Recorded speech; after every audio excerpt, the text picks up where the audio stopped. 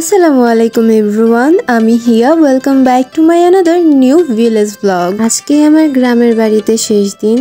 কাল সকালেই আমি আমার বাসার উদ্দেশ্যে রওনা দিব গ্রাম থেকে। তাই ভাবলাম আজকে সকাল সকাল ঘুম থেকে উঠেই আমি আমার বাড়ির চারপাশটা একটু চোখ বুলিয়ে আসি। কাল থেকে আমি এই পরিবেশগুলো অনেক বেশি মিস করব। গ্রামে আসার পর আমি প্রাণ খুলে শ্বাস নিতে পেরেছি কিছুদিন। আমার যেহেতু শ্বাসকষ্টের সমস্যা আছে, এখানে আসার পর না শ্বাসকষ্টের সমস্যাটা আর দেখা দেয়। যাই হোক, এটা ছিল আমার বাড়ির পিছনের সাইড। তারপর ঘরের ভিতর যাওয়ার পর এই যে উনি আমার এক লাফে কোলে উঠে বসলেন। ওর সাথে কথা বলে না ও অনেক সুন্দর করে উত্তর নিচ্ছিল। দাঁড়াও তোমাদেরকেও শোনাই। তুমি যাবা আমার সাথে নরসিংদী?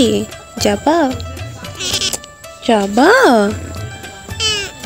দেখেছো কি সুন্দর করে উত্তর নিচ্ছিল। তারপর ছেড়ে দিছি পর এরকম ভাবে দৌড়াদৌড়ি করছিল। ওকে আবার আমি আজকে গোসল করিয়েছি। ও যখন করেছিল তখন ওকে গোসল করানো হয়নি। এখন দেখো গোসল করানোর পর ও কত বেশি শাইন করছে। দাঁড়াও তোমাদেরকে দেখাই। কি কেলু পাখি? এটা হচ্ছে আমাদের কেলু পাখি। কোথা থেকে জানি এসেছে, কে জানি ফালাই দিয়ে গেছে 4 দিন আগে। আজকে তো শ্যাম্পু দিয়ে গোসল করাইছি, তাই না?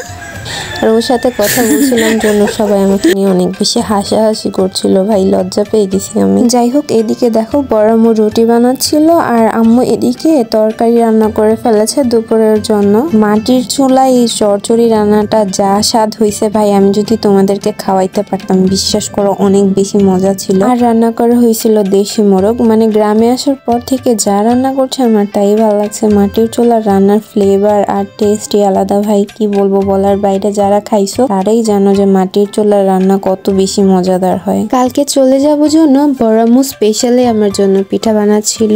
এই পিঠাটাকে যত সম্ভব কুশলি পিঠা বলে।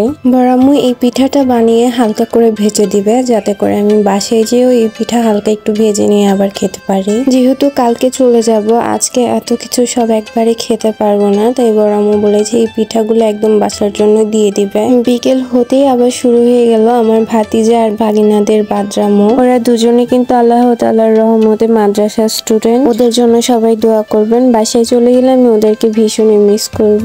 যাই হোক, আজকের মতো এখানেই বিদায় নিচ্ছি। দেখা হবে নেক্সট কোনো ভিডিওতে। আমার ভিডিওটা যদি ভালো লাগে তাহলে কষ্ট করে একটা লাইক দিয়ে দিবেন। আর যারা নতুন তারা চ্যানেলটা সাবস্ক্রাইব করে একটা কমেন্ট করে দিবেন, যাতে আমি বুঝতে পারি আপনারা নতুন। আর আমিও আপনাদের চ্যানেলে যে লাইক কমেন্ট করতে পারবো। এখানেই বিদায় নিচ্ছি। আল্লাহ হাফেজ।